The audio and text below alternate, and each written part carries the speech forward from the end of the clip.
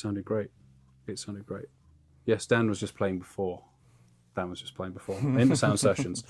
So yeah, this is Guitar Stories. We're going to talk about this guitar, Mr. Dan Pacini, and then we're going to maybe restring it with a different set of strings, because Dan put this pickup into a guitar, and then he put on some Martin Silk and Steels, but they are not working with this pickup.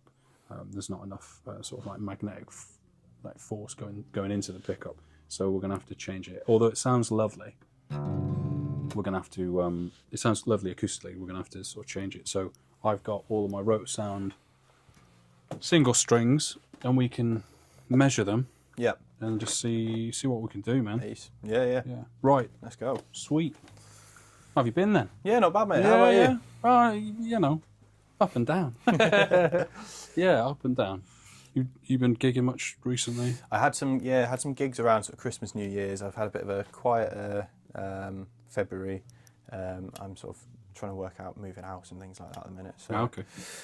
Yeah, I've been focusing on that a bit more. But I've been in the studio and been reworking songs and just kind of going through a bit of a quite a writing phase at the moment, which is always nice. Yeah. I, as a songwriter myself, or someone who's written a fair few songs, when you go through a fallow period, you're like, oh, am I not a songwriter anymore? Yeah. So yeah, when you know, off again, it's good. When it takes off again, then you got some inspiration, then yeah, that's really good. 100%. I suppose while I'm sort of messing around with string gauges and sort of thinking, do you want to tell me the story of how you came about it? Yeah, so and why you own it? Yeah, absolutely. So about 2 years ago, January 2024, the band that I was in, Hypothetics, we went to the Isle of Lewis in the Outer Hebrides in Scotland and recorded an album. And it was a great studio, Black Bay Studios, definitely recommend. Can I ask, why'd you go there? We were sort of looking for somewhere within a sort of quite specific sort of budget. We wanted to go somewhere a bit out in nature. We had a lot of options to record in and around Bristol and things like that, and we sort of thought, you know, three of us are from out Gloucestershire sort of ways, and we get a lot writing-wise out of being in a more rural environment. And we thought, yeah, we'll try and find somewhere a bit sort of greener. And we were looking at some spots in Wales. There's some great studios in Wales, and we were looking further afield, and we saw this one in Scotland, Black Bay Studios, which is right on a bay. It's in an old crab processing factory. Right, okay. And so it's this big long building, and it's residential as well, which was kind of quite good. We wanted to go away and do something for 2 weeks, so we wanted a residential studio. And we saw it, and actually I think maybe just to sort of tempt people up there, because it's quite a long way to go, good sort of couple of days of driving, but it's got really, really reasonable rates. Okay. And really excellent sort of studio, you know, like good sort of range of equipment there, lovely amps, lovely guitars, Neve preamps on the board. Okay, right, yeah, some like serious stuff then. Serious stuff, really lovely studio. And yeah, just these wonderful scenic views out over this sort of Scottish bay. So we sort of put that in, went up there, and we were there for 2 weeks. And yeah, it was lovely and scenic. You sort of look out over the bay and you could see eagles. Like every now and then, you know, someone would be like, eagles. We'd all go over to the windows and sort of look out and be these incredible eagles. And then it snowed partway through, so it was really cold when we were up there. But it snowed, and it just looks stunning, that landscape when it's covered in snow. Very sort of like just bleak and just stunning. And we were sort of swimming in the sea in the bay every morning to sort of wake ourselves up, which was quite equal parts unpleasant, but felt really good afterwards. Yeah, I bet. Really like fun. Cold water therapy. Yeah, I've got quite into that since, to be honest. It's really good. Is it good for you? Yeah, I enjoy it. I love swimming in the rivers around here and stuff. Okay, right. And, but yeah, anyway, they had a guitar like this. So it's a early 70s Landola, which is a Finnish company, and they copied all the sort of Martin shapes. So they did Dreadnoughts, they did this one, and they had one of these up there, and it was just such a wonderful guitar to play. It's got this sort of lovely sort of like checking on the finish, and that sort of goes all the way along the neck, and it just really feels like a sort of object that's had a real sort of life. Yeah. And I like thought, it's worn in. and I thought, I've got to keep my eye out for one of these when I get home. And about 6 months after I got back, one came up on eBay. It was a charity shop, I seem to remember, in East Anglia somewhere, had a eBay page. Right, and it came up on there. And I sort of thought, there's no chance I'm going to East Anglia to pick it up, but I'm just going to take a chance on it. It was only £100, which is cheap as chips for such an old guitar. And if this was like the same era, like Martin or something American, it would be a grand, ridiculous more. money. Yeah. And so I thought, I'm going to grab it, and it came in a post, and I was slightly terrified when it got there because the package looked a lot smaller than I remember the guitar being, and I opened it up, and I was thinking about, it's going to have a horrible belly on it or something's going to be really wrong, and it was kind of fine. It like played pretty well out the box when I got it. I cleaned it up a bit because it was pretty mucky. But yeah, it's played pretty well, and I've written loads of songs on it. It's just my go-to guitar for songwriting. And and then sort of it must have been about 6 months ago I came in here to get you to put the TGI pickup in it as well, so I could use it for gigging a bit more now that I've started gigging, and that sounds really ace. And we're here today because other than me doing the session, I've recently put some silk and steels on it because I thought it would give quite a nice sort of sound acoustically, but as mentioned, they're not quite got the right sort of force to drive the pickup, and the bass strings come out really quiet compared, in comparison. And I bet it's difficult because you're like, oh, it sounds so good acoustically. It does, and it's but the thing is, a lot of the venues I'm playing at the moment in Bristol are sort of small pubs and small clubs where they haven't got good mics for acoustics, and I rely quite a lot on being able to plug it into a DI. That's kind of the priority at the moment until I'm playing all the fancy acoustic sessions. Have you used this to record though? I have, so I use this in my studio all the time. Nice. And mic it up in the studio, and it's just wonderful. So I was just, while you were chatting away, I was just sort of like looking at like bits and pieces. So I got a 10. So I'm keeping the same basically, these two. So a 10 and a 14. Yep. Then instead of, I think that was a 24. Sorry, I'm not keeping these numbers in my head. These were 24. I've gone for a 20. Yep. Because I think how it's going to probably work out. Then instead of a 20, what's this? Instead of a 28, I've gone for a 26. Yeah. Maybe I could go maybe a 20, 24. But you know what? I'm gonna put them on, and then we're gonna go. We got to start somewhere, and then if one string feels a bit too tense, for sure, then we'll mess around. That's 36. Sure. I've gone for again 34. Yeah. And then instead of 45, I've gone for 42. Sorry, 46, and that's 45 and a half actually. So 42. So basically the 34 and the 26, I might go down to maybe 32 and maybe 24. Yeah, 24. But so I'll keep those as like a maybe. As a backup.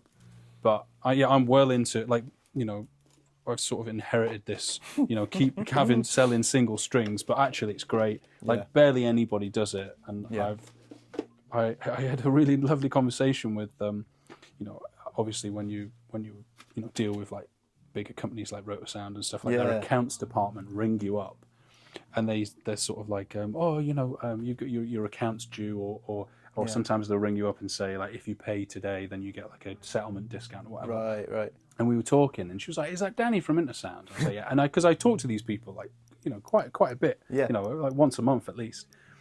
And I think it's Joy, is it, or is that Joy from Barnes and Mullins? Yeah, Joy's from Barnes and Mullins. Anyway, the lady from Rotosound was like, "Oh, we watched your video on Instagram. We thought it was really good." Because I was sort of just talking about single strings and about making custom sets. And I'm well into it. You can get like string tension calculators online, and then you can kind of work out because the like string manufacturing is like, as I've found out, is so interesting. Like they went from round wounds. Obviously, you went from like catgut, for like old before like classical and nylon and all that. So you've got that. Then they went to like round cores, Yeah. and now we use hex cores, and a lot of companies like Martin are bringing those round cores back in. And what's the difference there? Just in Tension, and then Yeah. obviously sound, because obviously anything that you change about any part of the construction of either like an acoustic or you know, a pickup or electric, whatever you do, it will affect the sound, even if it's just in a minute way. But the thing that it does affect is the tension. Yeah. So these are hex core. Yeah. So when you say that, just to clarify, that's Yeah, the go on. cross section is a hexagon as opposed to a circle. Instead of a circle, yeah, Yeah. exactly. So I think what I'm going to do is we're going to try this and try these gauges, Yeah. and then I'm going to send you a link to New Tone Strings, Cool. because they do round core.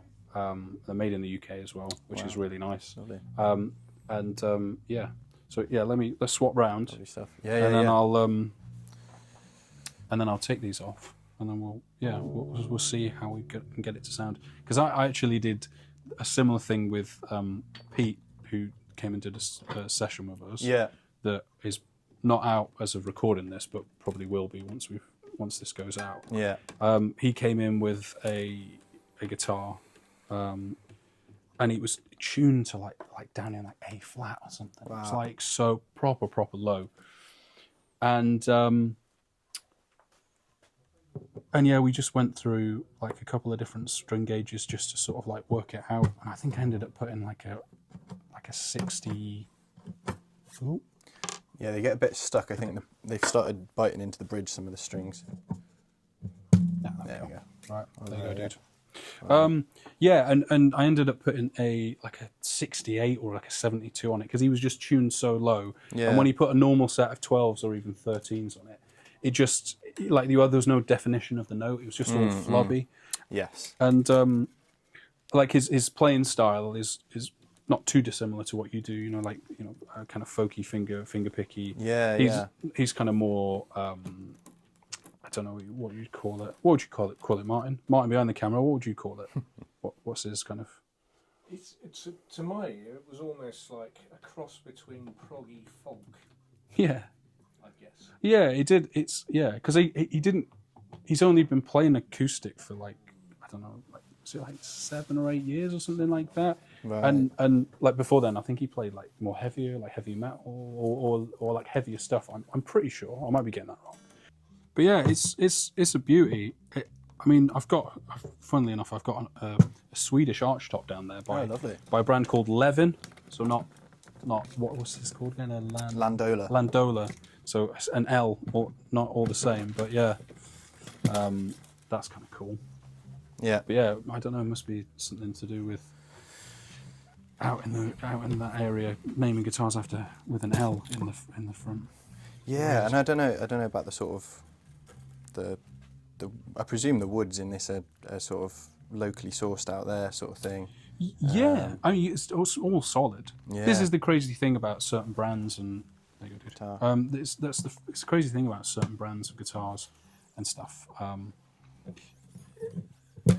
Just because it's a Martin and it's made in the Martin factory, 1920, doesn't make it the best guitar in the world. I mean, it makes it a very good guitar, but it's always funny to me the price differential. Yeah.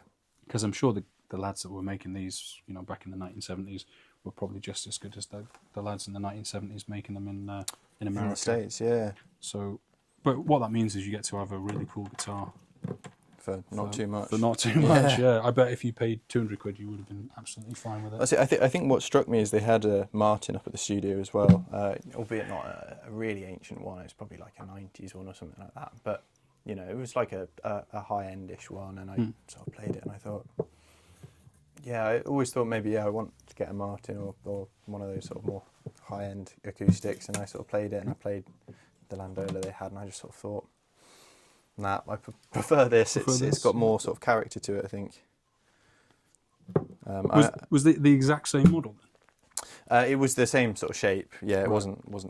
Yeah. So As in the Landola that was. No, sorry, the same not same make, same model, like the exact whatever this is. The Buffalo. Yeah, Buffalo. I think this one's called. Yeah.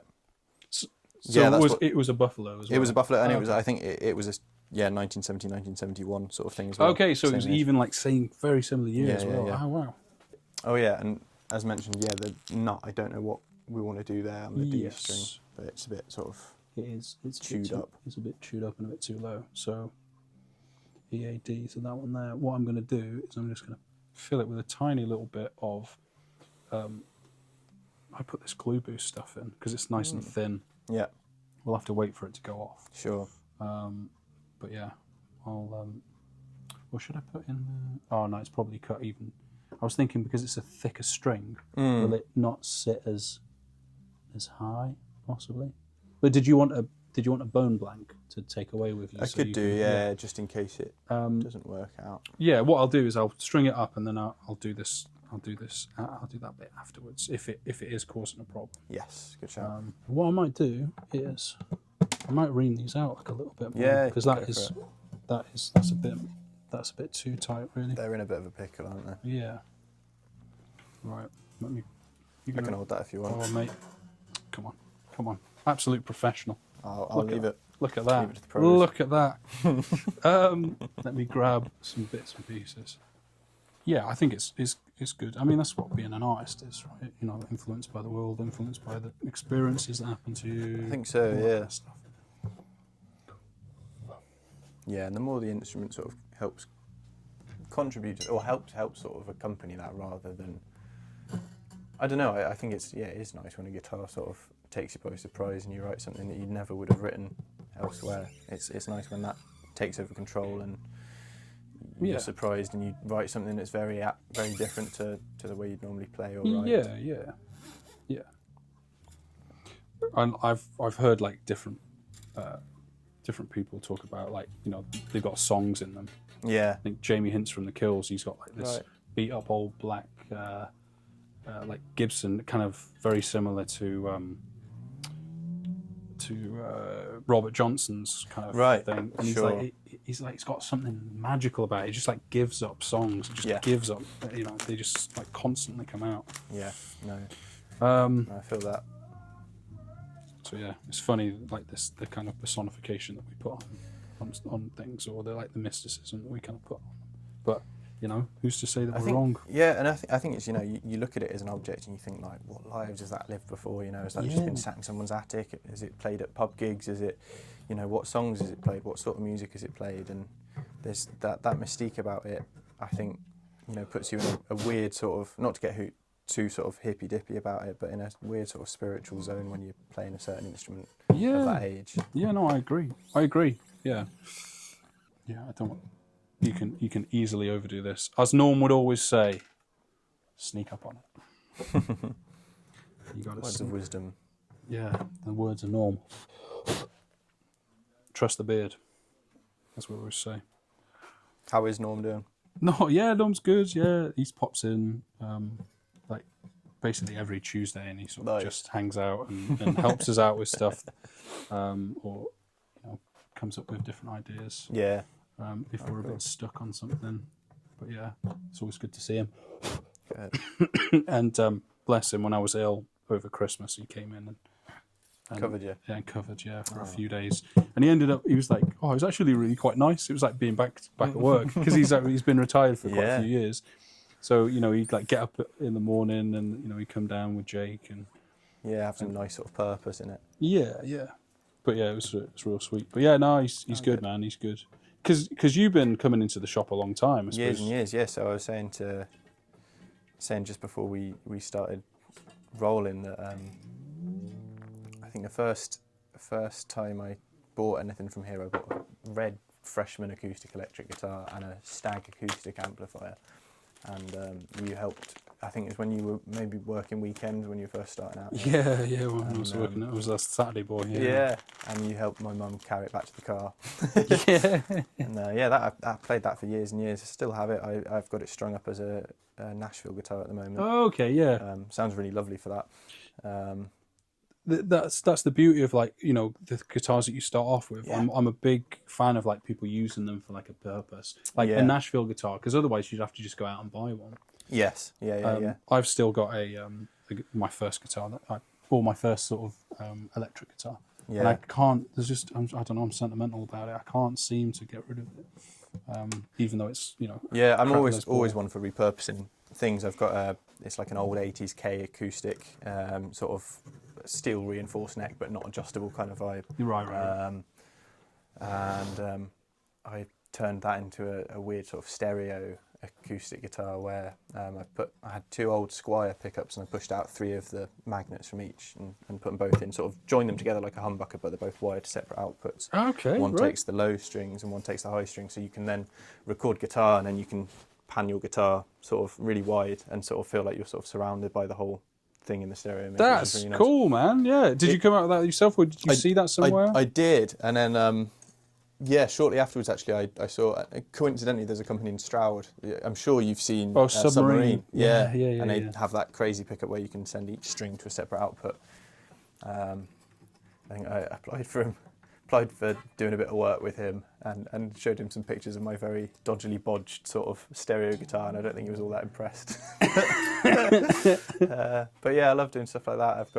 I saw a great video the other day of someone who'd strung up an electric with all high E strings and they're all tuned to the same note. Yeah. Weird sort of, like monophonic, like, really strange kind of droney sort of sound. Do you know who invented that, supposedly? No. Lou Reed. Really? Yeah. Right. They call it ostrich tuning. Ah. Because he had a song back in there, because he used to work for, I'm a massive Velvet Underground fan, Sure. so I agree. know a lot about him. And Yeah. he used to work for this record company when he was like in his teens, before he was sort of in the Velvet Underground. Right. Called Pickwick Records. Right. And basically what they would do is they would sort of like just have like a load of staff writers, and whatever was cool that month, like they would just do kind of like a rip-off kind of song. And instead of buying like, and it, like you can't even conceive of it now because of like Spotify and all this stuff. No, yeah.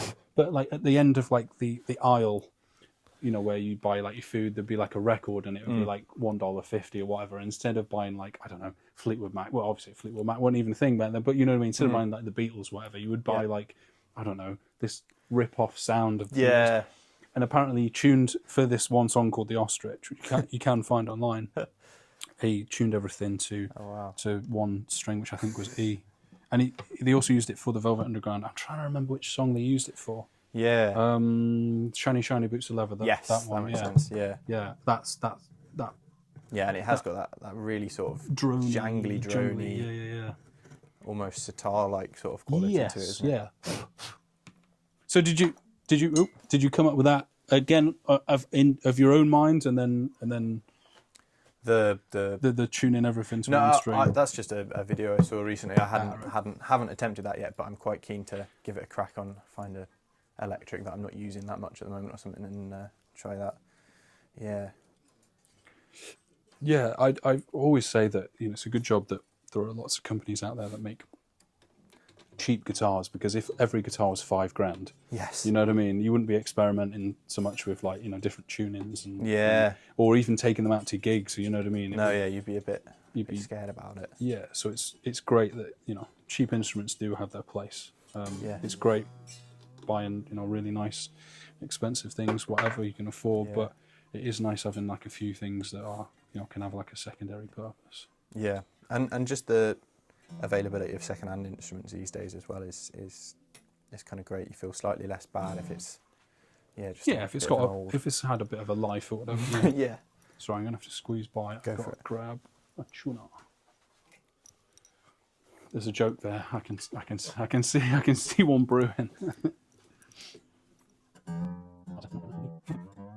You should just play this. You should be able to. Yeah, that's what I'm saying. I'll use that one. So if you want to do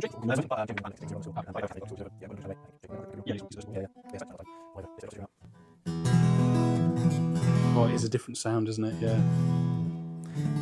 But if it's going to work better for the pickup. Yeah, and they'll settle in as well, I think, a bit, Yeah, if you use them for a while and you don't mind sort of not the nicest strings, you know what I mean? When they go I a bit quite like dead. them when they get like not so gunky that they're hard to play, but when they just have a bit of deadness to them. I'm quite a fan of that. Yeah, I'm going to have to sort that D string out. Yeah. But let's just work on the tension for Sure. now. Just hang on, let me move that out of your way. Take a seat. Careful, it's on wheels. Whoa. See how that feels.